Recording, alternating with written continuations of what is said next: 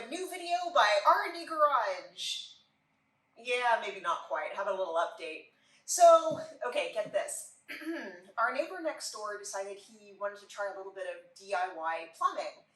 You know, I'm a big fan of DIY if you're actually able to do something that way and make it work, but unfortunately he was not, and so his homemade pipe burst and basically flooded about 6 or 7 of the warehouses in our complex, ours being one of them.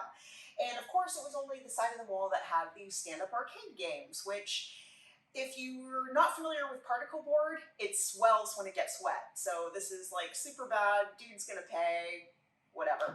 But I wanted to give you guys kind of an update. I'm so sorry that content has been a little slow lately, and it'll probably be another week before we get some more like Mustang videos out because as you can see, it's like almost impossible to work in here. But we do have the wheeling video coming out probably tonight. Super excited. We had such a good time. So in the meantime, I just wanted to give you guys, like I said, an update. Thank you so much for subscribing to R&Dgarage, and I promise that we will be working on cars soon and we'll be bringing it to you.